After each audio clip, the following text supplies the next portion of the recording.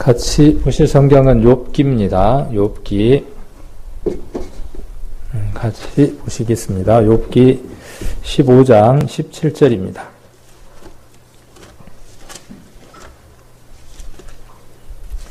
같이 한번 15장 17절부터 19절까지 말씀 천천히 한번 같이 한번 읽겠습니다. 욥기 15장 17절로 19절까지 말씀 천천히 한번 읽겠습니다. 내가 네게 보이리니 나를 들으라. 내가 본 것을 설명하리라. 이는 곧 지혜로운 자들이 그 열조에게서 받아 숨기지 아니하고 전하여 온 것이라. 이 땅은 그들에게만 주셨으므로 외인은 그들 중에 왕래하지 못하였었느니라. 아멘. 우리가 아가서도 그렇고요. 특히 이제 이 욥기 같은 경우도 몇 사람들이 서로 주고받는 형식으로 이루어져 있습니다. 그래서 A라는 사람이 B라는 사람에게 또 C라는 사람이 B라는 사람에게 이렇게 대화 형식을 갖고 있습니다. 그래서 그 대상이 누구에게 어떻게 말하고 있는지 또 무슨 내용을 이야기하고 있는지를 이해를 못하면 결국은 그 성경에서 중요한 내용들을 이해를 못하게 되는 거죠. 여러분들 이렇게 읽으면 지금 17절로 19절의 내용이 무슨 내용인지 이렇게 다시 재설명을 누군가에게 해줄 수 있나요? 이 내용은 누가 누구에게 하는 말이야. 근데 이 내용은 이런 내용을 지금 이야기를 하는 거야. 라고 이렇게 전달할 수 있어야 될 텐데 성경이 조금 예전에 구어체로 이렇게 돼 있다 보니까 좀 어려워요. 이 내용을 읽었지만은 물론 이 내용은 엘리바스가 욥에게 두 번째 하는 내용을 담고 있죠. 그러니까 엘리바스의 내용이에요. 근데 이 내용이 뭔 내용일까요? 읽었는데 그냥 읽기는 읽었어요. 지금요. 내가 네게 보인다. 나를 들으라. 내게 본 것을 설명하리라. 뭔가 설명한다는 건데 근데 이 내용이 이렇게 이제 정리가 잘 안 되니까 읽어도 무슨 내용인지를 잘 모르게 되는 거죠. 그래서 제가 17절부터 35절까지를 한번 정리를 해드려 볼게요. 그래서 17절부터 19절까지의 내용과 20절부터 시작해서 35절까지의 내용을 단락을 한번 나눠볼 수 있습니다.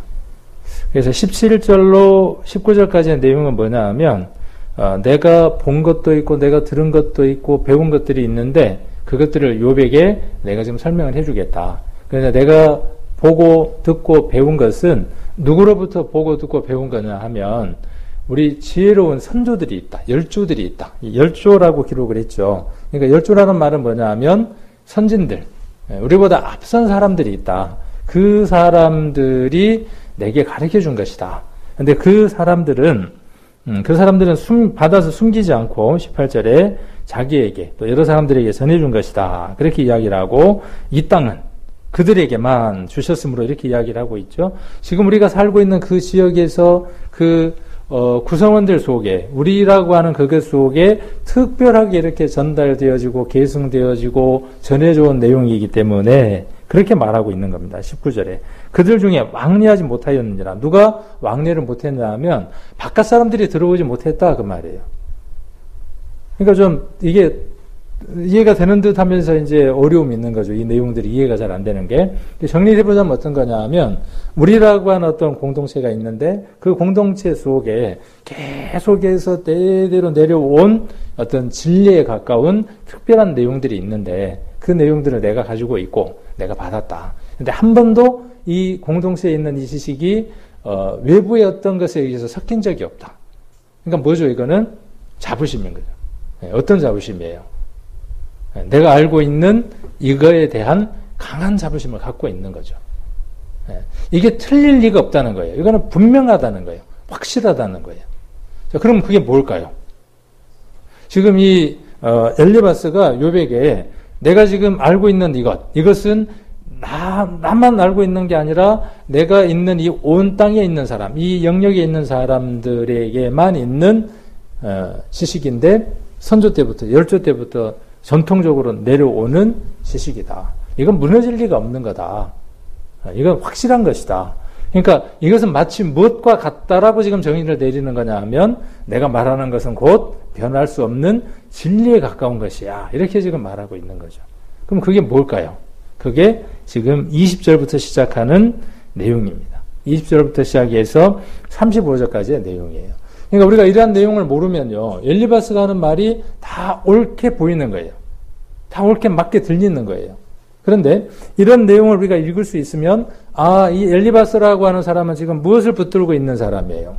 하나님을 붙들고 있거나 말씀을 붙들고 있는 것이 아니라 그 열조와 선조들로부터 자기가 전해받은 전통, 지식, 이것이 어떻다는 거예요. 그 어떤 것보다도 우선한 사람이라고 하는 것을 엘리바스의 말을 통해서 이해할 수 있는 거죠. 어떤 구절을 통해서요? 지금 17절로부터 시작해서 19절에 나와 있는 이 대목을 통해서 엘리바스가 어떤 가치관을 갖고 있는 사람인가 하는 것을 우리 이해할 수 있다는 거죠. 동의가 되나요? 이거는 제가 이렇게 푸는 게 아니고, 제가 제 마음대로 이렇게 푸는 게 아니라, 이렇게 하고 이렇게 읽어보면, 그 말이구나, 그러고 알 수 있어요.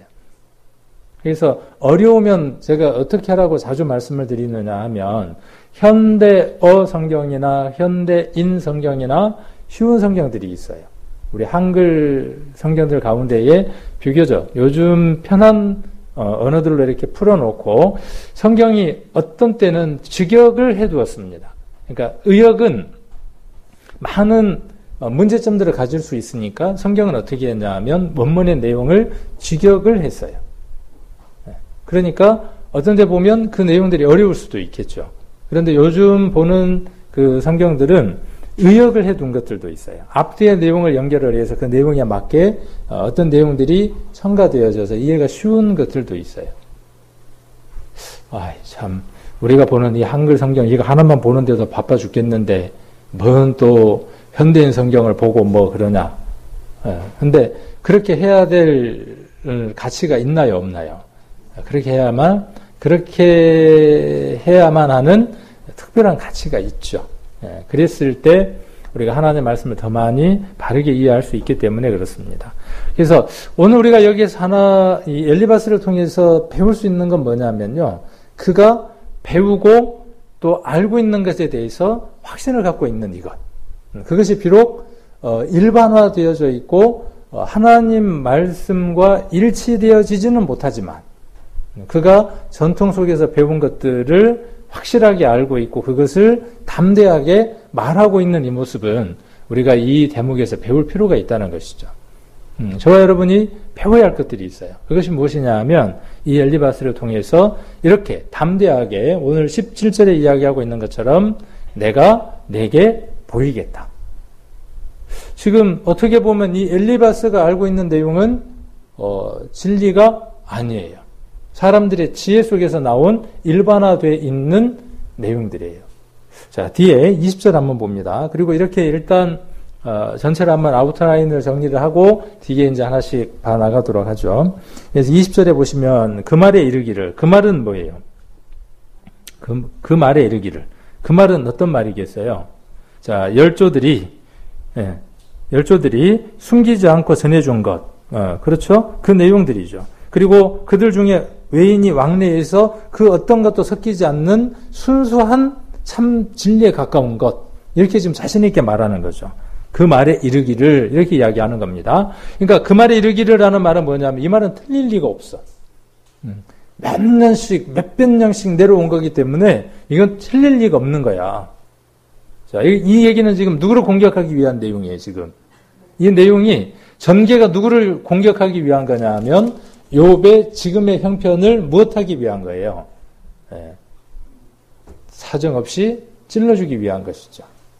자, 그래서 지금 20절을 보시면 악인은 그 일평생의 고통을 당하며 강포자의 횟수는 작정되었으므로 그 귀에는 놀라운 소리가 들리고 그 형통할 때에 멸망시키는 자가 그에게 임하리니 그가 어두운 데서 나오기를 바라지 못하고 칼날의 기다림이 되느니라. 그러면서 계속 그는 또 26절에 그는 27절에 그, 28절에 그는, 29절에 그는, 31절에 그는, 32절에 그의, 35절에 그들은 악한 생각을 베고 불의를 낳으며 마음의 교회를 예비한다 하였느니라. 그들은 지금 누구예요? 그들은 지금 20절에서 이야기하는 악인이에요. 그러니까 악인은 반드시 어떻다는 거죠? 악인은 반드시 잘 살 수 없다는 거예요. 악인에게는 반드시 무엇이 따라다닌다는 거죠? 핍박과 환난과 고통이 따라다닌다. 이것은 변치 않는 확실한 사실이다. 그 내용에 대해서 아까 누구를 들어서 지금 이야기를 하는 거죠? 우리 열조들이, 앞선 사람들이 숨기지 않고 말해준 것들이다. 그러니까 악인은, 이 얘기는 뒤집으면 어떤 내용이냐 하면 집안에 아픈 사람이 있고 어떤 일들이 원하는 대로 진행이 잘 안 되거든. 너나 너희 집안에 무엇이 있다는 거예요? 숨겨진 죄가 있는 것이 분명하다. 이렇게 말하고자 하는 거예요. 누가요? 엘리바스가 누구한테? 욥에게. 그러니까 욥이 지금 당하고 있는 그 상황을 지금 엘리바스는 뭐라고 이야기를 하고 있는 겁니까? 이렇게 지금 말하고 있는 것이죠. 자, 그래서 내가 내게 보이리니 나를 들으라. 내가 본 것을 설명하겠다. 그랬어요. 이 대목이 우리는 두 가지 면에서 한번 볼 필요가 있습니다.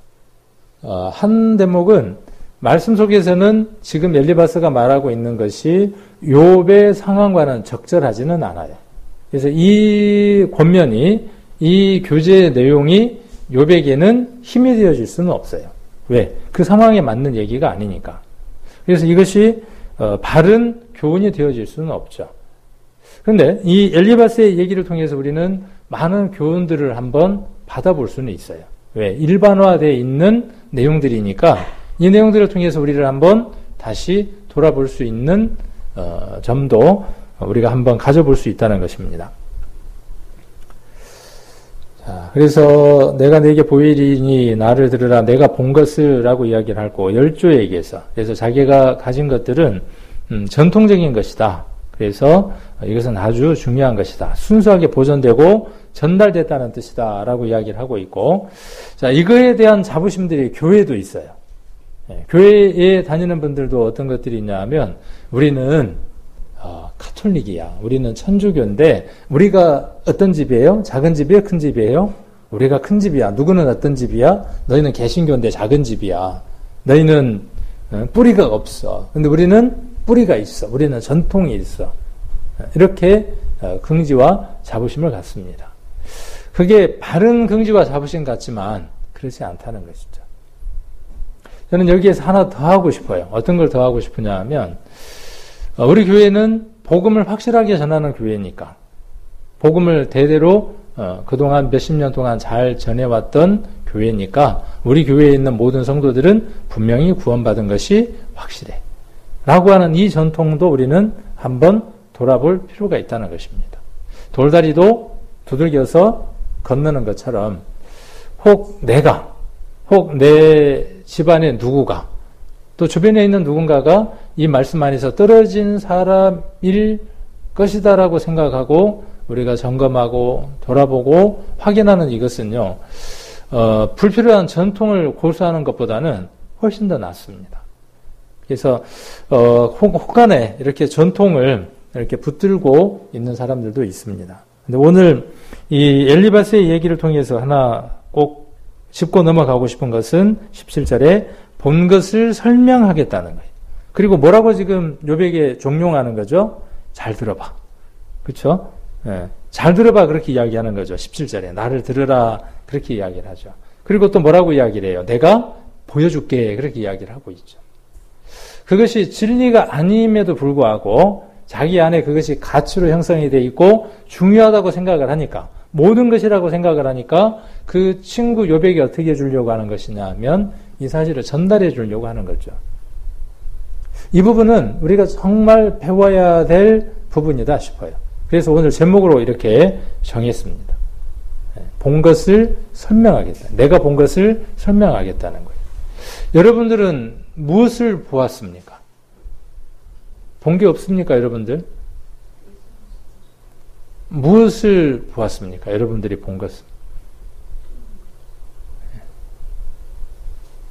저는 무엇을 보았냐 하면 하나님이 계시다는 것을 보았고, 저는 무엇을 보았냐 하면 그 하나님 말씀 안에서 떨어진 자는 영원한 불목 가운데에서 세세토록 슬피 울어야 한다는 것을 이 육신의 눈이 아니라 믿음의 눈으로, 영의 눈으로 분명하게 보았고, 내 손과 온 몸으로 그 지옥의 형벌이 얼만큼 고통스러운지를 분명하게 보았습니다.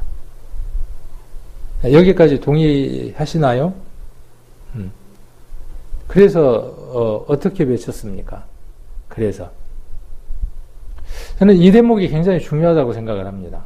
저와 여러분에게요, 우리가 지금 전도집회를 며칠, 한 달 하고 조금 남았지만은 앞두고 있는데, 계속 전도집회는 앞으로도 있고, 또 주님 오실 때까지 우리는 이 일을 할 겁니다. 그런데 왜, 이렇게 주춤거려지고, 왜 두려워만 하는가에 대한 내용들을 한번 되짚어 보면, 무엇 때문에라고 한번 생각이 드느냐 하면, 저는 이 대목이라고 생각을 합니다. 왜 우리가 만나는 사람들에게 누구든지 간에, 어떤 사람이든지 간에, 어떤 환경에서든지 간에 입을 열지 못하는 그 이유가 무엇 때문이라고 생각을 하느냐 하면 저는 이 대목이라고 생각을 합니다. 이것이 분명한 것이고, 이것이 확실한 것이고, 죽어봐야만 이 내용을 아는 것이 아니라 우리는 이 형벌을 이미 선언받았던 사람들이죠. 그렇죠? 몰랐을 뿐이에요. 몰랐을 뿐입니다. 말씀이 우리로 하여금 그것을 지각하게 했어요. 그것을 알게 했어요. 이미 우리는 어떤 자였냐 하면 지옥에 가도록 선언되어져 있던 자들이었어요. 근데 우리가 그걸 못 느끼고 있었던 거죠. 마치 물에 빠졌는데 자기가 죽을 사람이라고 하는 걸 인지하지 못했던 것처럼. 저는 이 대목이요, 저와 여러분들에게 굉장히 중요하다고 생각을 합니다. 그래서 그 불꽃 가운데에서 누가복음에 기록되어 있는 것처럼 정말 목말라서 손끝에다가 물 한 방울 적셔서 내 혀를 서늘하게 해달라고 했던 그 경험이 정말로 있는가. 그 지옥이 얼마만큼 고통스러운 것에 대한 지각이 있었는가 하는 것이죠. 그리고 거기에서 내가 건짐을 받기 위해서 내가 하나님께 정말 간절히 부르짖었는가. 이것 없이도요, 이것이 실제적인 경험이 아니고도 우리는 얼마든지 간증할 수 있습니다. 그리고 우리는 그 간증에 박수를 보낼 수도 있고 구원받은 형제 자매라고 우리가 그렇게 말할 수도 있습니다. 구분할 길이 없으니까. 그러나 분명한 건 차이가 나죠. 어떤 차이가 있냐 하면 구원받지 못한 영혼을 바라볼 때의 반응입니다. 내가 사랑하는 사람이 구원받지 못했다는 그 사실 앞에 어떠한 모습으로 그가 반응하는가 하는 것은요, 그가 영원한 불못에 대해서 어떻게 지각하고 어떻게 반응했는가에 대한 반응이기 때문에 그렇습니다. 남편이 구원을 안 받았어요. 근데 남편이 구원을 받아야 된다고 생각하지 않습니다. 제가 보기에는 안 하는 것 같아요. 남편이 구원 받아야 된다고 생각을 안 하는 것 같아요. 한다면 어떨까요? 지금 여기 있는 이 엘리바스처럼 굉장히 적극적인 모습일 겁니다. 아주 적극적인 모습일 겁니다. 혹 그가 구원을 받았다고 하지만 그 안에 구원받은 것에 대한 열매들이 보이지 않을 때, 우리는 구원함을 받지 못한 사람을 대하는 것보다 더 우리는 조심해야 하죠. 왜요? 우리는 말씀을 통해서 어떤 것들을 아느냐 하면, 한번 그 집이 소재되었다가, 잠시 소재되었다가 그보다 더 악한 7 귀신을 데려와서 거처했던 사건에 대해서 우리는 잘 기억하고 있기 때문에 그렇습니다. 어떤 것으로도 그들을 회개케 하거나 구원받게 하는 데에 어려움이 있습니다. 나는 그 복음이 확실한 광명생명교회에서 내가 구원받았는데 또 그 사람들이 나를 형제자매라고 말을 해줬잖아. 근데 그들의 삶은 어떠냐 하면 교회하고 전혀 하나님의 삶하고 전혀 상관없는 삶대로 살아가고 있어요. 그런데 나는 어떻게 해주고 싶으냐 하면 그 사람이 구원받았다라고 말을 해주고 싶은 거예요. 왜? 그래야 내가 편할 것 같으니까. 이건 아니다라는 생각이 들어요. 아니다라는 생각이 참 많이 들어집니다. 그래서 우리가 알고 있는 이 사실에 대해서요, 이 욥기에 나와 있는 엘리바스처럼요, 그 내용에 대해서 지금 단락단락 자세하게 이렇게 설명을 하는 것처럼 설명을 해줄 수 있는 사람들이어야 합니다. 왜요? 경험한 거니까. 학교에서 배운 걸 이야기하라 그러면 잊어버렸으니까 말 못할 거지만은 저와 여러분이 경험한 거잖아요. 보고 들은 것이잖아요. 우리 사도행전 때 보면은 그 보고 듣고 들은 것들을 말하지 못하게 했을 때에 믿음의 선전들이 뭐라고 이야기를 했습니까? 보고 들은 것을 우리가 말하지 아니할 수 없노라라고 이야기했던 것처럼 매를 맞는다고 할지라도 죽음이 온다고 할지라도 가죽을 벗긴다고 할지라도 십자가에 거꾸로 매달린다고 할지라도 톱으로 온몸을 썰어서 난도질을 당한다고 할지라도 그건 무엇 때문에 그러냐 하면 확실한 것을 보았기 때문에 그렇습니다. 그들과 우리가 받은 구원이 다르다면 삶의 모습도 달라야 하겠죠. 그들이 받은 구원과 우리가 받은 구원이 같다면 그 모습은 어떻게 해야 되느냐 하면 저는 적어도 같아야 된다고 생각을 합니다. 어떤 모습이요? 어떤 것들 속에서도 우리가 들은 것, 우리가 본 것을 증거하고 설명하는 그 일에 우리는 분명해야 된다는 것이죠. 누구를 향해서든지 간에. 그래서 이 부분을 오늘은 꼭 이렇게 좀 강조를 하고 싶습니다. 그래서 영원한 불못에 들어갈 뻔한 그 부분에 대해서 우리가 얼마만큼 지금도 생각하냐 그 말이에요. 이렇게 이야기하면 우리 성도님들은 그렇습니다. 내가 구원받았는데 지옥에 대한 생각을 뭐 할 필요가 있어? 그렇지 않죠. 내가 어떤 상황에 처했는지를 생각을 해볼 때마다 내가 지금 어떤 운명에 있는지를 발견하고 더 감사하게 되죠. 어느 곳에서 건물이 무너지려고 하는데 나는 그 밑에 있었기 때문에 내가 그걸 볼 수 없었어요. 그런데 어느 사람이 와서 나를 건져주고 나와 함께 뒹굴면서 그 건물이 무너져 내릴 때 나의 생명을 건져줬어요. 그러면 그 길을 지나갈 때마다 아니면 어떤 건물을 쳐다볼 때마다 어떤 생각이 나겠어요? 그 건물이 무너져 내리는 소리를 우리가 느끼게 될 것이고 먼지가 나는 것들도 들릴 것이고 우리는 그것들을 실감나게 체험한 것들이잖아요. 그러면 그렇게 자기 몸을 아끼지 않고 자기와 함께 뒹굴면서 자기 생명을 지켜준 그 사람에게 감사하는 마음이 생기고 그 사람을 찾아가게 되고 보답하게 되지 않겠냐 그 말이죠.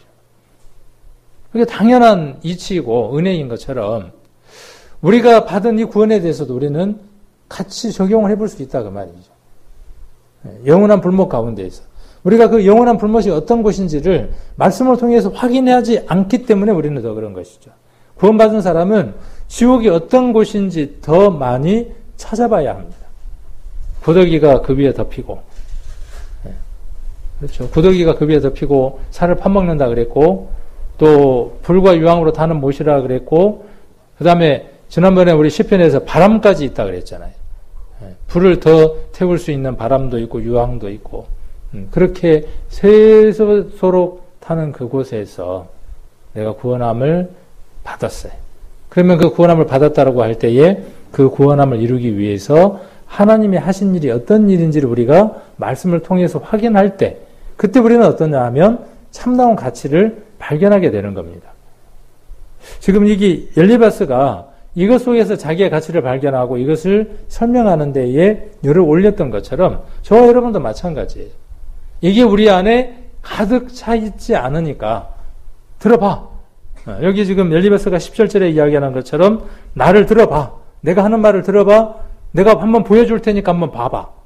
이렇게 하지 않는다는 거죠. 내가 본 것을 설명하겠다라고 말하지 않는다는 거죠. 저는 저와 여러분이요. 누구를 만나든 이런 분들이 됐으면 좋겠어요. 일을 하면서도 또 누군가와 밥을 먹으면서도 또 가족들 가운데에서도 이것을 말할 수 있는 분들이 저는 되기를 원합니다.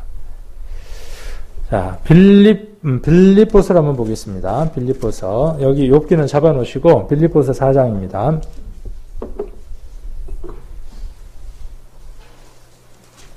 4장 9절입니다. 4장 9절 같이 한번 읽겠습니다. 너희는 내게 배우고 받고 듣고 본 바를 행하라. 그리하면 평강의 하나님이 너희와 함께 계시리라. 여기 그리하면이라는 말은 조건부죠. 우리 안에 하나님이 함께 계시죠. 그 함께 계시는 하나님이 우리 속에서 역사하시고 우리를 통제해서 이끌어가게 하시려면, 주도권을 그분에게 넘겨드리려면 전제 조건이 있는 거죠. 이 평강 있잖아요. 평강. 이 평강이라는 단어가 성경에 자주 나오죠. 예수님이 부활하시고 난 이후에 문을 닫고 있는 제자들에게 나타나셔서도 예수님이 너희에게 평강이 있을지어다라고 말씀하셨죠. 이 평강은 세상에 없는 것입니다. 저와 여러분 안에 이루어진, 복음을 통해서 이루어진 여러분 안에 오는 평안함, 자유함, 쉼, 이것은요 세상에 있는 것이 아닙니다. 세상의 그 어떤 것과도 바꿀 수 없는 것입니다. 그것이 우리 안에 들어와서 하나님은 그것이 어떻게 되어지기를 원하느냐 하면 점점 더 우리에게 커지기를 원하는 겁니다. 우리들 심령을 가득 채워서 그 채운 것들이 우리의 삶 전체를 바꾸기를 원하시는 거죠.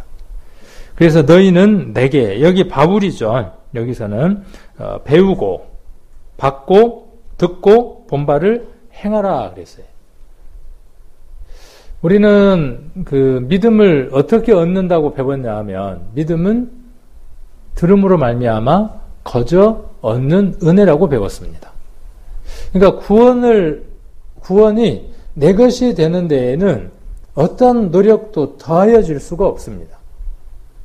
더할 수도 없고, 아까 그 영원한 불못에서 우리 스스로 나올 수 없었기 때문에 구원을 바라는 것이었죠. 그래서 하나님 우리를 그곳에서 하나님의 나라로 옮겨 놓으셨어요. 그래서 예수라고 하는 분이 오셔서, 구원자라고 하는 분이 오셔서 우리를 구원해 놓으셨죠. 예수라는 말은 죄에서 구원하는 자다, 메시아다, 그런 뜻이잖아요. 우리를 구원해 놓으셨어요. 네. 자, 그래서 이 내용, 그것이 우리 안에서 더 커져가는 거죠. 자, 그래서 내게 배우고 받고 듣고 본 바를 행하는 거죠. 구원은 거저 얻는 거예요. 어떤 걸 해서 얻는 게 아니라 그 사실을 인지하고 그 사실 속으로 들어갔을 때에 그것을 믿음으로 말미암아 이루어지는 것이 우리가 구원받았다라고 이야기를 하는 거죠. 자, 그러면 그 구원받은 것 속에서 우리가 승리하고 하나님의 영역이 넓어지도록 살아가는 것은 무엇을 통해서 이루어지느냐 하면, 그때부터는 무엇을 통해서 이루어지느냐 하면, 내가 그것을 알았다, 고개만 끄덕거리는 데에서 이루어지는 것이 아니라 어디서부터 이루어지느냐 하면 행함으로부터 이루어진다는 사실입니다. 그래서 우리가 거저 얻는 은혜의 구원과 함께, 구원을 받았다와 하는 것과 함께 항상 어떤 것들이 같이 따라다니느냐 하면 행함이라고 하는 것이 같이 따라다닙니다. 그래서 우리는 성경을 읽으면서요, 우리가 얻은 구원과 함께 무엇도 읽을 수 있어야 되느냐 하면 그 구원을 얻은 사람이 어떻게 살아가야 하는가에 대한 것들도 함께 읽어야 합니다. 그리고 이것이 어떻게 되어져야 되느냐 하면 실제로 삶 가운데에서 실천되어져야 됩니다. 그래야 누가 기뻐하시느냐 하면 하나님이 기뻐하시고 하나님께 영광 돌려드리는 삶을 살게 되어지는 겁니다. 그래서 여기 내게 배우고 받고 듣고 본 바를 행하는 거예요. 행하는 겁니다. 행한다. 그럼 어떻게 행할까요? 어떻게 행하는 것. 자, 아까 욥기 15장 17절하고 한번 이 내용들을 연관해서 한번 우리가 보려고 하는 겁니다. 지금 엘리바스는 자기가 열조로부터 배운 것들을 어떻게 하고 있냐 하면 실천하고 있는 겁니다. 배우고 안 것들에 대해서 지금 엘리바스는 어떻게 하고 있냐 하면 실천하고 있는 거죠. 우리도 어떻게 실천하는 거냐 하면 그들은 열조에게 배운 것을 실천하지만 우리는 누구로부터 배운 걸 실천하느냐 하면 말씀을 통해서 배운 것들을 실천하는 겁니다. 그래서 어떻게 하느냐? 배운 건 어떻게 해야 하죠? 4장 9절에 이건 제가 여러 차례 우리 성도님들하고 교제를 했기 때문에 메모를 해놓으신 분들도 계실 거예요. 자, 내게 배우고 그랬으니까 이걸 행하는 건 어떻게 행해야 되겠어요? 배우고에 연결되는 말은 뭐냐 하면 가르치고가 되겠죠. 가르치고. 자, 여러분들은 배운 게 있습니까? 우리 마태복음 마지막 장에 기록되어 있는 것처럼 예수님 우리에게 분부하고 가르쳐 주신 것을 어떻게 하라 그랬어요? 우리도 제자를 삼아서 가르치라 그랬죠. 그러니까 우리가 할 일들이 그 일인 거죠. 자, 그래서 배우고 했으니까 어떻게 해야 되느냐 하면 가르치고. 엘리바스는 지금 잘하고 있는 거죠. 네, 내용이 문제지만은 지금 행하는 건 잘하고 있는 겁니다. 그 다음에 받고 그랬어요. 받았으니까 어떻게 해야 되겠어요? 여러분 받은 거 있습니까? 없습니까? 여러분 받은 거 있어요? 없어요? 받은 게 있어야 뭘 주든지 말든지 하지. 받은 게 뭔지를 알아야 애써 나도 받았는데 당신도 한번 받아보시오 하고 줄 거 아니에요. 받은 적이 없어. 근데 받기는 받았는데 이게 뭔가 눈에 보이는 걸로 받은 게 아닌가 봐. 근데 저는 믿음의 눈으로 만질 수도 있고 느낄 수도 있고 볼 수도 있는 그것을 받았어요. 그러니까 어떻게 할 수 있습니까? 이리 와봐. 이리 와봐. 내가 줄게. 그럼 어떻게 할 수 있어요? 자, 한번 만져봐. 한번 들어봐. 이렇게 설명을 할 수 있겠죠. 할 수 있어야 하고. 자, 그 다음 듣고 그랬어요. 믿음은 들음에서 난다 그랬죠. 그러니까 언제까지 들으려고 그래요? 죽을 때까지 듣고만 있으려고 그래. 자, 들었으면 어떻게 해야 돼요? 듣는 것을 한번 우리 이 시대로 한번 바꿔보게요. 배우고는 가르치고, 받고는 주고, 이렇게 바꿨잖아요. 그렇죠?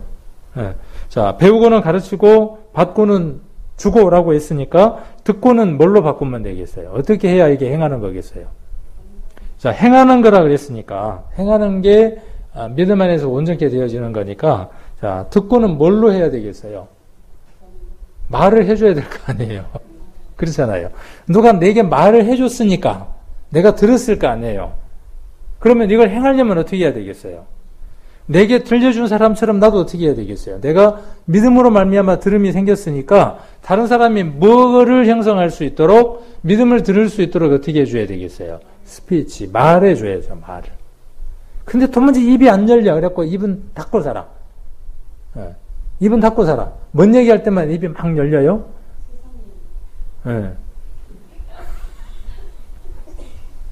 그때는 막 하는 거예요. 막 웅성웅성 하다가 자 우리 구역 모임 시작합시다. 그러면은 지퍼를 채우고 얘기를 안 해. 혹시 뭔 얘기라도 잘못하면은 또 지적 들어올까 봐서. 그런가요? 저는 왜 그렇다고 생각이 드느냐 하면요. 들은 게 없는 거예요. 들어도 어떻게 하는 거죠? 그냥 지나가는 거예요. 흘러 지나가는 거예요. 네, 그래서 여러분들 설교를 들을 때 또 누군가의 얘기를 들을 때요. 노트하는 습관을 가지십시오. 그러면 치매도 좀 늦게 온다고 하니까 확실한지는 모르겠지만 치매 때문에 기록을 해야 되겠습니까? 우리가? 그렇잖아요. 치매 안 걸리려고 우리가 적는다. 이건 우리 목적은 아닌 것 같아. 그 내용을 우리가 기억하는 데는 한계가 있어요. 여러분들이 1시간 듣는 이 시간은요. 전하는 사람은 며칠, 몇 달 전부터 이 1시간을 위해서 기도하고 준비합니다. 그래서 그 내용의 분량이요. 굉장히 방대하고 많아요. 근데 이것을 다 기억한다? 못합니다. 누구 말처럼 전문 열고 나가는 순간 탁 하고 사라지는 거예요. 적어놓고 집에 가서 적어놓는 사람까지도 괜찮아요. 더 좋은 사람은 어떤 사람이냐 하면 집에 가서 그것들을 한번 펼쳐보는 거예요. 그리고 한번 찾아보는 겁니다. 그게 뭐냐 하면 듣는 거예요. 그게 듣는 거예요. 그게 온전하게 듣는 겁니다. 그 다음 어떻게 하는 게 필요하죠? 그 다음에 이제 들었으니까 아까 어떻게 해야 된다고요? 말을 해야지. 들은 게 있으니까 말을 하고 싶을 거 아니에요. 그래서 간증 시간에도 내가 한 주간 배우고 듣고 익힌 것은 이런 것입니다. 우리 회별 교제라든지 여장년의 교제라든지 구역 교제 가운데에서도 내가 들은 것들을 말할 수 있겠죠. 그러니까 들었으니까 말해야 하고 그 다음에 봤으니까 본바잖아요. 본바 봤어요. 그러면 누군가가 내게 보여줬을까요? 안 보여줬을까요? 예전에는 우리가 이런 시간들이 참 많았죠. 우리 형제님 와보세요. 이런저런 교제를 하다가 성경을 이렇게 밀면서 성경에 이런 내용들이 나와 있는데 직장에서는 상사에게 순종해야 한다고 말씀이 기록되어 있습니다. 세금 내는 거요 반드시 내야 된다고 기록되어 있습니다. 이런 것들을 우리가 서로 어떻게 했습니까? 이렇게 보여주는 것으로 보고 배우고 했어요. 근데 지금은요. 지금은 그런 시간들이 점점 사라져 가는 겁니다. 이 말씀을 놓고 서로 보여주고 듣고 가르치고 하는 이 시간들이 점점 사라져 가는 거예요. 그러니까 어떻게 해야 되는지를 모르고 살아가는 겁니다. 누구의 책임일까요? 저의 책임이고 또 앞에 있는 성도님들의 먼저 구원받은 받은 분들의 책임이겠죠. 그분들만의 책임일까요? 아니에요. 저와 여러분 모두의 책임입니다. 그래서 이것을 개선하고 이것을 회복하는 것은요, 목사가 회복하고 전도사나 집사나 장로나 앞에 있는 사람들이 회복하면 될 것 같죠. 물론 그렇게 해야 되죠. 그런데 누가 회복되어져야 되느냐 하면 한 분 한 분들이 회복되어져야 됩니다.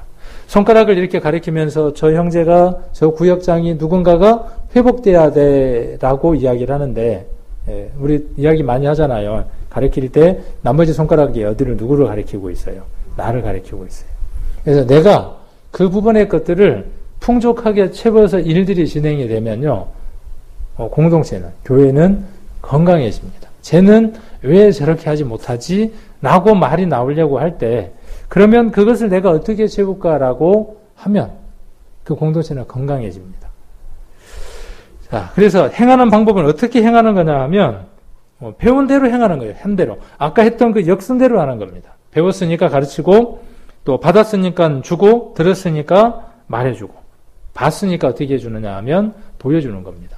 아까 엘리바스는 그 일을 지금 잘하고 있는 거죠. 잘하고 있는 겁니다. 그런데 안에 있는 내용이 어떻게 돼 있어요? 내용이 지금 양질이 아닌 거죠. 내용이 지금 잘못되어 있는 거죠. 자, 그리하면 평강의 하나님이 너희와 함께 계시는 거예요. 이렇게 하면요, 배불러요. 해보셨나요? 안 해보셨으면 말을 마세요.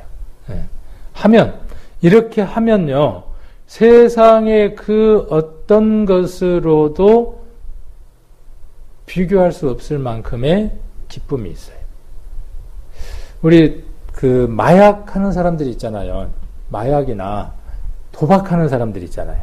그런 사람들이 왜 마약이나 도박이나 술이나 혹은 담배도 포함될 수 있고요.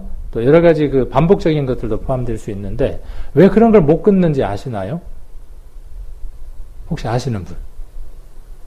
왜 저기 그 도박을 하거나 하는 사람들이 도박을 못 끊을까요? 참 쉬울 것 같은데. 물론 쉽게 끊는 사람도 있어요. 기질적으로나 유전적으로 그것에 취약한 사람들도 물론 있습니다.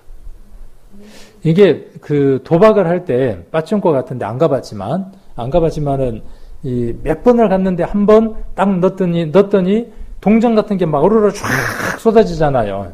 그러면 그때 마음 안에 뭐가 올라오냐 하면 어마어마하게 기쁨이 올라오는 거예요. 근데 와 하잖아요. 와 할 때 뇌에서 뭐가 나오냐 하면 호르몬이 분비가 돼요. 그 호르몬이 어떤 것과 같은 역할을 하느냐 하면 마약을 맞을 때의 것과 비슷한 것들을 한대요. 그럼 뭐라 그러죠? 우리 막 좋을 때 나오는 거, 그게? 갑자기, 엔돌핀. 예. 도파민? 도파민이 나쁜 건가요? 도파민은? 갑자기 생각이 안 나는데. 예. 그래서 그 호르몬이 나와서요, 온몸을 어떻게 하느냐 하면 짜릿하게 하고, 흥분되게 하고, 심장을 어떻게 하느냐, 막, 뛰게 만드는 거예요, 막. 그러니까 심장이 그냥 뛰는 게 아니고, 그 물질이 뇌에서 나와서 온몸을 그렇게 막 흥분되게 하는 거예요. 손이 막 어떻게 했어요? 막, 확 쏟아질 때 기분이 막, 따다다 떠는 거예요, 막, 떨면서. 예. 그리고 막, 눈은 어떻게 했어요? 막, 어쩔 줄은 모르는 거예요. 얼굴 모습이 어떻게 돼 있겠어요? 막. 자, 그 한 번을 딱 느끼고 나면요, 다음에 또 가는 거예요. 또 가서 어떻게 하는 거예요? 그때 그 기분을 맛보고 싶은 거예요. 그런데, 될까요? 안 될까요? 자, 화투판을 벌였는데 뭘 했는데, 모여있는 사람들은 다 한패해드릴 가능성이 많죠. 그리고 그 기계도 어때요? 그렇게 다 홀리려고 만들어 놓은 거죠. 어쩌다가 한번 해줘야 되는 거예요. 그래야 다른 사람들이 넣어주는 거니까. 그래서 미끼, 입값이에요. 근데 안 되는 거죠. 그 한 번 때문에. 그런데 성경을 읽을 때 성경 속에서 하나님의 말씀을 통해서 무엇을 발견하느냐 하면 하나님의 영역에 있는 것들을 우리가 발견하잖아요. 그렇게 발견하게 되면 우리 안에 아까 이 잭밭이 팍 터질 때, 구슬이 확 하고 쏟아질 때보다 더 큰 기쁨이 와요. 그걸 뭐라고 하는지 아십니까? 그 호르몬을? 그 뇌에서 나오는 호르몬이에요. 이게 다이돌핀이라 그런대요. 다이돌핀. 걔가 우리 몸에 한번 나오면요, 막 전율을 느끼는 거예요. 그건 어디에서만 오느냐 하면 특별한 어떤 진리를 발견하거나 그럴 때예요. 근데 우리는 말씀을 통해서 그것들을 우리는 발견할 수 있어요. 그때가 어느 때냐면요, 우리가 구원을 받을 때가 아닌가 싶어요. 이 세상에 없는 아주 특별한 것을 우리가 발견한 거예요. 누구 표현대로 그러잖아요. 걷는데 어디를 걷는 것 같아요. 막 구름 위를 떠서 걷는 것 같아요. 그런 건 한 번도 겪어본 적이 없는 거예요. 근데 그거를 또 경험하고 싶은 거예요. 어디에서 경험하고 싶은 거예요? 세상 속에서. 그것을 세상에서 한 번도 맛볼 수 없었던 것이고, 맛보지도 못했던 것인데, 분명히 성경 속에서만 그것을 맛볼 수 있었던 것인데, 그리고 그것보다 더 큰 것은 없다고 우리는 한정 짓는 거예요. 그렇지 않습니다. 여러분들이 구원 받을 때에 그렇게 치솟아 올랐던 그 환희보다 더 큰 기쁨이 성경을 읽을 때 여러분 심령 가운데에 찾아옵니다. 없던가요? 저는 참 많아요. 저는 많습니다. 때로는 있고, 그 때로는이 계속 무엇을 가져다 주느냐 하면, 아까 마치 도박에 물든 사람처럼 성경을 다시 읽게 하는 거예요. 그리고 그 읽게 하는 그것들이 다시 무엇을 만들어내느냐 하면, 그런 것들을 만들어냅니다. 그럴 때, 정말 행복하죠. 그래서 여기 나와 있는 평강의 하나님 우리 안에 계시는 거예요. 그러면 구원 받을 때만 이만한 금덩어리하고 구원하고 바꿀래요? 그러면 안 바꿀래요? 하고 고개를 흔드는 게 아니라 구원 받고 난 이후에도 그 심령 안에 말씀을 통해서 하나님의 말씀의 사실인 것들에 대한 확신을 갖게 되면 지금도 어떤 마음이 드는 거죠? 내 하나님과 내가 알고 있는 이것과 세상 그 어떤 것과도 바꾸지 않으리라고 하는 삶을 살아가는 겁니다. 근데 그렇지 않으면요, 수시로 그냥 엿 바꿔 먹듯이 바꿔 먹는 거예요. 우리의 삶들 안에서 그냥 수시로 내가 그리스도인이라는 사실을 잊어버리고 살아가는 겁니다. 자, 요한복음 6장 한번 보겠습니다. 그래서 이렇게 배운 사람은 어떻게 되는지, 자, 요한복음 6장 45절. 요한복음 6장 45절.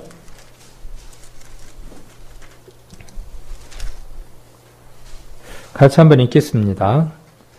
선지자의 글에 요한복음 6장 45절 154페이지 같이 한번 읽겠습니다.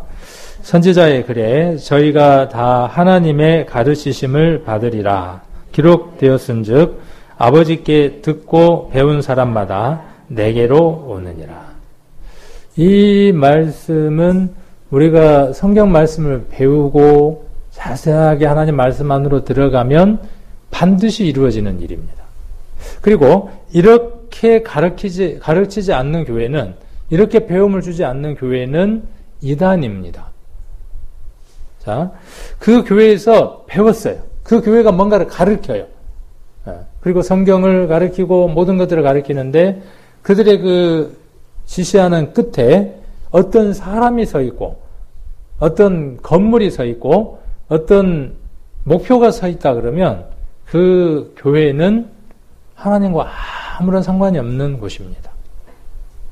자, 그래서 그 끝이 어디에 되느냐 하면 여기, 자, 하나님의 가르치심을 받으리라 기록되었은즉 아버지께 듣고 배운 사람마다. 여러분들이 어떤 분이냐 하면 이 말씀을 통해서 하나님 아버지께서 주신 이 성경을 통해서 배우고 듣고 한 사람들이죠. 그러면 그 사람들은 누구를 만나느냐 하면 예수님을 만나고, 그 사람들은 누구 앞에 서 있게 된다는 겁니까? 예수님 앞에 서 있게 된다는 거예요. 그 사람들은 누구를 말한다는 것입니까? 예수님을 말하는 사람이어야 돼요.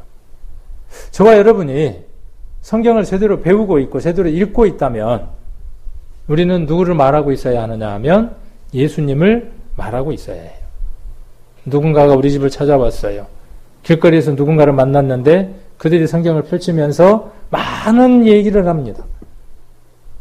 근데 그 얘기의 끝에, 그 가르침의 끝에 누구를 만날 수 없다면요? 예수님을 만날 수 없다면 아무 소용이 없는 겁니다. 누구의 가르침과 같은 겁니까? 오늘 엘리바스가 말하는 것과 별반 차이가 없는 겁니다. 우리는 그 지식을, 참된 지식을 가진 사람들이에요. 가지고 있는데 우리가 어떻게 해야 됩니까? 그것을 꺼내서 활용해야 되는 사람들이죠. 자, 누가복음 8장 한번 보겠습니다. 누가복음 8장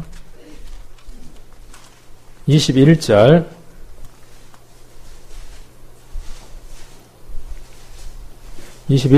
여기도 같이 한번 읽겠습니다. 누가복음 8장 21절 같이 읽겠습니다. 예수께서 대답하여 가라사대 내 모친과 내 동생들은 곧 하나님의 말씀을 듣고 행하는 이 사람들이라 하시니라. 이 말씀은 2000년 전이나 지금이나 동일합니다. 우리는 마태복음 12장 50절을 읽었기 때문에 그 얘기의 초점이 어디에 있을 수 있냐 하면 여기는 잡으시고 마태복음 12장을 한번 보겠습니다. 12장 50절 한번 보겠습니다.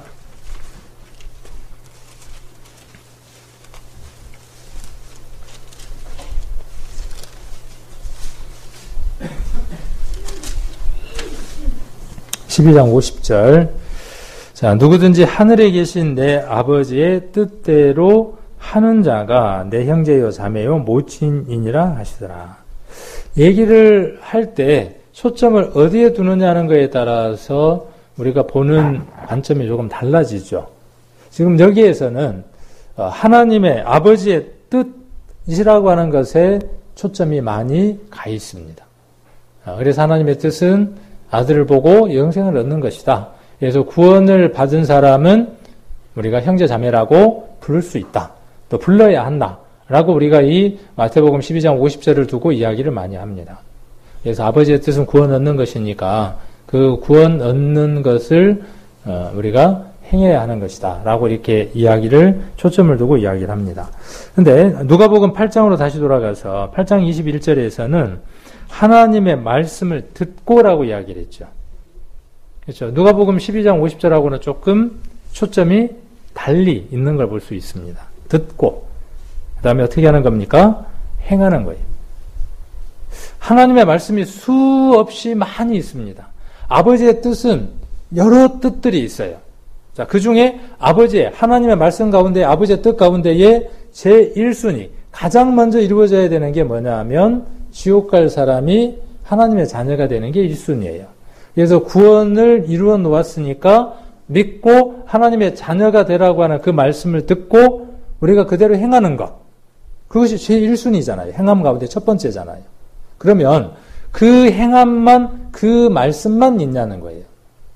마태복음에서는 거기에 조금 초점이 더 있다면, 그 구원 얻는 것에 초점이 조금 더 있다면, 이 누가복음에서는 어디에 더 초점이 있느냐 하면 더 포괄적이다는 거죠. 그것을 포함한 전반적인 것. 하나님의 말씀 전반적인 것. 그것을 어떻게 하는 것? 듣고 어떻게 하는 거예요? 행하는 거예요. 행한다는 말을 들으면 계속 우리 성도님들이 불편한 마음이 든다고 이야기를 했죠.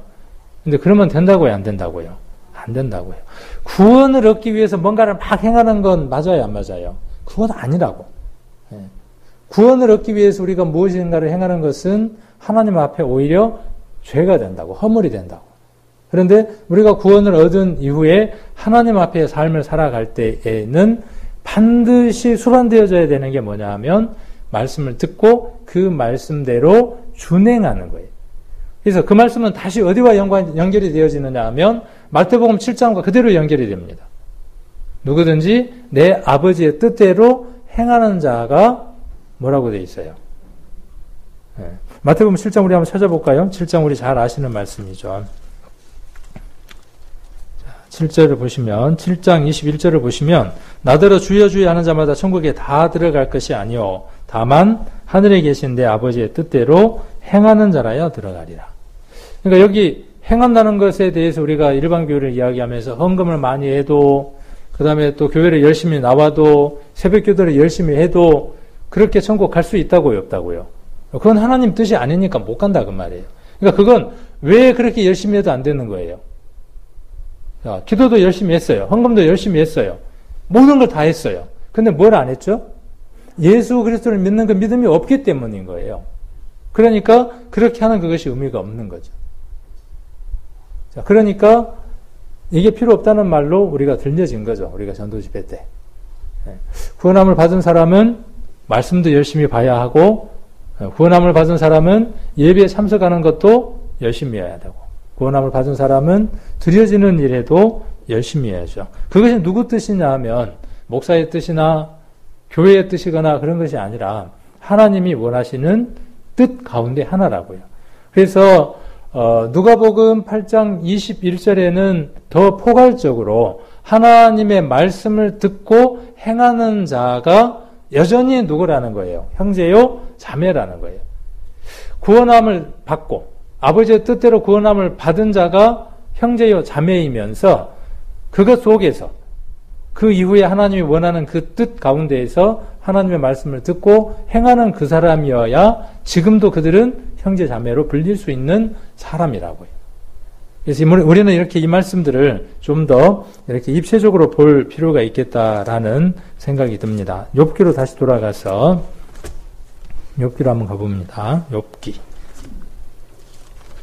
15장으로 다시 돌아가서 자 20절 다시 가시면 자 그 말에 이르기를 악인은 그랬어요. 우리가 이런 부분을 한번 정리를 해볼 필요가 있습니다. 의인은 어떤 게 의인입니까? 자 의인은 누가 의인이고 악인은 누가 악인입니까? 그리고 복은 어떤 게 복입니까? 아까 이제 복의 근원 강림했다 그랬는데 뭐가 복일까요? 우리는 우리가 갖고 있는 언어라든지 우리가 배운 지식들 속에서 우리가 갖고 있는 개념들이 있어요. 우리가 갖고 있는 가치관들이 있습니다. 근데 그 개념과 가치관들이 성경과 일치되어 있는 경우도 있지만 성경과 일치되어 있지 않고 다분히 성경과 대적된 개념들을 많이 갖고 있습니다. 그래서 성경을 이해하거나 하나님의 뜻을 이해할 때에 많은 오해를 하게 됩니다.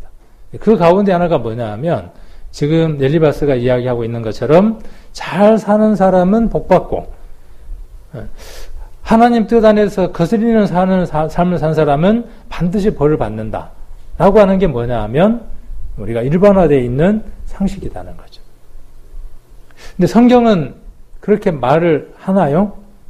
성경도 물론 그렇게 말을 하고 있는 곳이 있어요. 왜? 하나님 말씀에 순종하면 들어가도 복을 받고 나와도 복을 받고 그렇죠? 또 하나님 말씀에 불순종하면 어떻게 된다고 이야기를 했습니까? 레위기 26장을 한번 보겠습니다. 레위기 26장.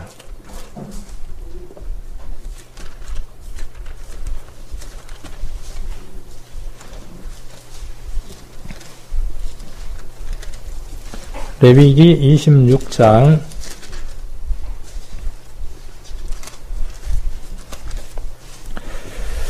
23절부터 제가 조금 읽겠습니다. 레위기 26장 23절 이런 일을 당하여도 너희가 내게로 돌아오지 아니하고 나를 대항할진대.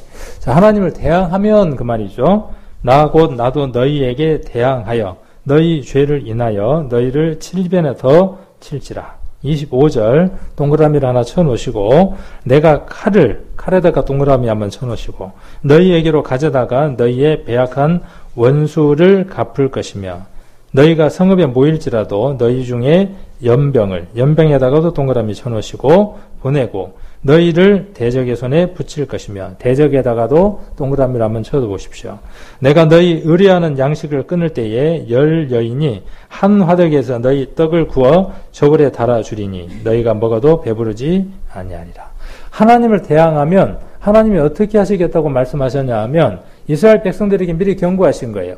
너희가 나를 대항하면 너희에게 반드시 이렇게 하겠다라고 말씀하시면서 3종 세트를 이야기해요. 3종 세트. 그 3종 세트 중에 하나가 첫 번째가 뭐냐 하면 칼이 따라다니요. 칼. 그 다음 또 하나 두 번째가 뭐예요? 2종. 연병이 따라다녀요. 그 다음 또 하나가 뭡니까? 3종 세트라 그랬으니까 원수에게 붙입니다. 대적에게 붙입니다. 이스라엘의 역사. 이걸 보여주는 게 뭐냐면요. 뒤에 나와 있는 사무엘 상하, 열왕기 상하, 역대 상하에 나와 있는 이스라엘의 역사의 내용들이에요.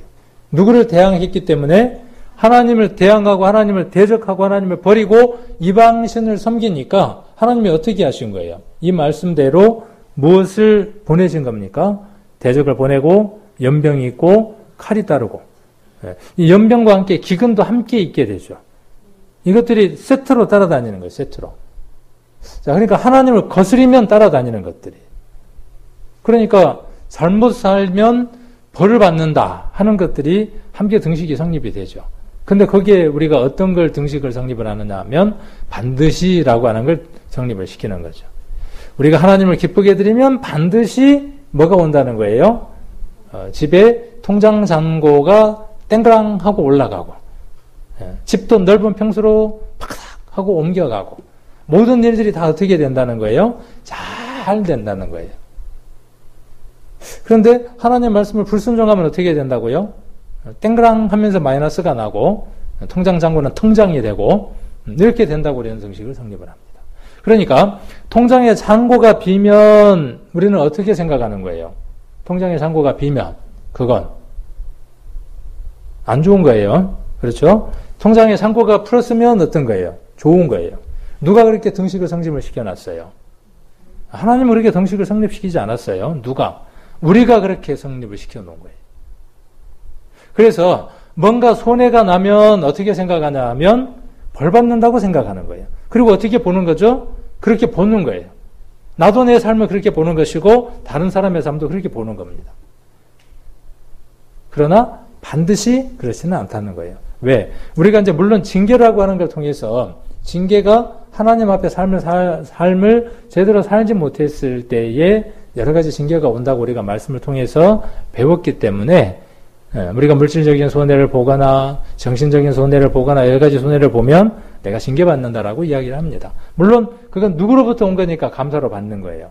하나님으로부터 오는 거니까 감사로 받는 거예요. 그러면 그게 뭐예요? 그렇게 받을 수 있는 그게 뭐예요? 그게 복이에요. 그게 복이라고요. 자, 그런데 세상 사람들은 어떻게 등식을 성립을 시켜놨다고요? 아까 누구처럼요? 엘리바스처럼 어떻게 등식을 성립을 시켜놓은 거죠? 그렇게 물질이 사라지고 건강이 문제가 생기면 그건 하나님이 너로부터 멀어진 것이야. 교회 다니는다는 사람들이 어떻게 그래? 신을 섬기는 사람들이 왜 잘 돼야지 그렇게 못 돼? 라고 누가 등식을 성립을 시켜놓은 거예요? 세상 사람들이. 자, 그런데 우리도 어떻게 생각한다는 거예요? 우리도 그렇게 생각할 수 있다는 거예요. 자, 그러면 물질적으로 손해를 본 그것이 누구로부터 온 것이라고요? 누구로부터 온 것이라고? 물론 우리가 여러 가지 것들이 있어요. 우리가 물론 삶을 제대로 경영을 하지 못했기 때문에 생긴 일일 수도 있어요. 그런데 모든 것들이 하나님의 허락하심으로 오는 것을 우리가 받으면 그 가운데에서 우리가 행복할 수 있죠. 감사를 드릴 수 있죠. 이 사고가 우리의 모든 사고들이 어디에서 오느냐 하면요. 세상에 있는 지식들로부터 옵니다. 세상은 어떤 사고를 가졌냐 하면 진화론적 사고를 가졌어요. 모든 것들이 어떻게 되어질 거라고 우리는 생각하며 살아가죠.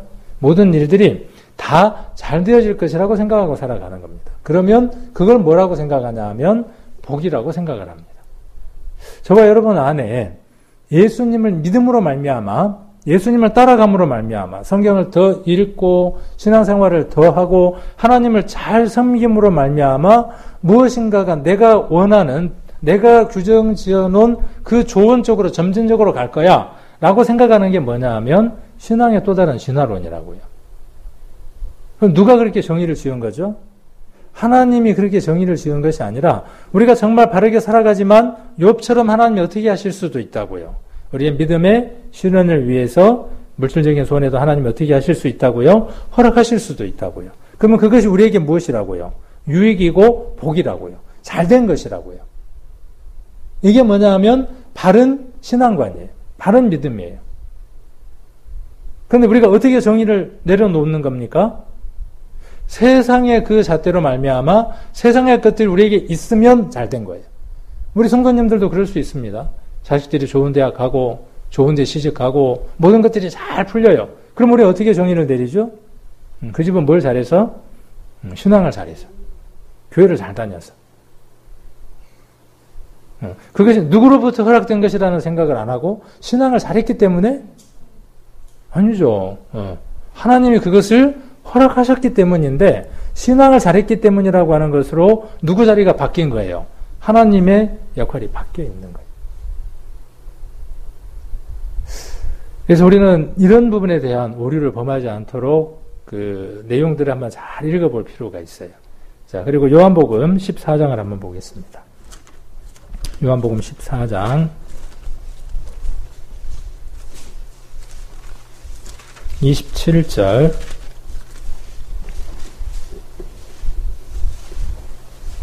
같이 한번 읽겠습니다. 요한복음 14장 27절 같이 읽겠습니다. 평안을 너희에게 끼치노니 곧 나의 평안을 너희에게 주노라. 내가 너희에게 주는 것은 세상이 주는 것 같이 아니하니라. 너희는 마음에 근심도 말고 두려워하지도 말라. 하나님 예수님 우리에게 평강을 주시려고 하고 그것을 우리는 받으려고 합니다. 그런데 우리는 그 기준이 어디에 있느냐 하면 내가 정해놓은 기준 속에서 그것을 얻으려고 하고 찾으려고 합니다. 어떤 것들이 점진적으로 나아지거나 좋아지면 그것이 평강이라고 생각을 합니다. 그것이 하나님으로부터 온 것이라고 우리는 꼭 단정을 지어둡니다. 그래서 그것이 오지 않으면 실망하는 겁니다. 그것이 오지 않으면 때로는 원망하기도 하고 믿음에서 떠날 위기 가운데에 처하기도 합니다. 근데 이 말씀에 보시면 예수님이 이렇게 말씀을 하셨죠. 내가 너에게 주는 것은, 그렇죠? 예수님이 우리에게 주시려고 하시는 것이 있어요. 그것은 세상이 주는 것과 같지 않아요. 이것에 대한 믿음이 있어야 우리 성도님들은 하나님이 주시는 평안을 맛보고 살아갑니다. 그리고 잘못된 것들이 들어왔을 때 그것을 하나님의 것으로 착각하지 않습니다. 혹 내게 하나님의 것이 왔음에도 불구하고 내가 원치 않는 것이라고 생각되어져서 하나님의 것을 밀어내는 우를 범하지 않게 됩니다. 우리 어르신들 점점 노쇠야 가죠. 노화 때문에. 그거 어떤 과정들이에요? 그거 과정들을 우리는 어떻게 해야 됩니까? 기쁨으로 어떻게 해야 되는 과정들이에요? 우리가 받아야 되는 과정들이죠. 오늘 내가 걸음을 걸을 수 있어서 교회로 올 수 있으면 감사하고 와야 하는 것이죠. 내일은 어떻게 될지 모르는 거니까. 어르신들한테 제가 그렇게 자주 말씀드리지만 어르신들 큰일 하는 것 어떤 거라고 말씀을 드리느냐 하면 그렇게 힘들고 불편하시지만 교회에 오실 수 있을 때 오시는 것. 내일에 내가 걸음을 걸을 수 없을 수도 있어요. 그러니까 그것 속에서 우리가 하나님을 발견하고 살아가는 이것이 가장 큰 것이 아닌가 하는 생각을 한번 해봅니다. 그래서 엘리바스가 하는 이 말을 통해서 엘리바스의 말이 어떤 문제점들이 있는지, 어떤 정의를 내리고 있는지, 어떤 개념들을 갖고 있는지를 쭉 한번 살펴보시고, 또 우리는 어떻게 우리의 삶들 가운데에 일어나고 있는 일들을 우리는 바라보고 있는지, 그리고 어떤 것들을 정말 평강이라고 생각을 하고 하나님이 주신 것들을 정의 내리고 살아가는지, 하나님이 주신 것이 분명한데 내가 껄끄럽고 불편하니까 이건 아니야 라고 이렇게 고개를 흔들고 있지 않는지, 또 혹은 이것이 하나님으로부터 온 것이 아니라 오히려 세상적인 것인데 그것 속에서 내가 만족하고 하나님이 내게 복 주셔서 내가 이렇게 지금 잘 살고 있는 거야, 이렇게 혹 오해하고 있지 않는지, 이런 부분들을 우리는 욥기를 통해서 공부를 할 때마다 한번 잘 살펴보아서 우리 삶들 가운데에 하나님이 원하시는 것들을 온전하게 받고 기쁨을 돌려드리는 그런 삶을 살아가시기를 원합니다.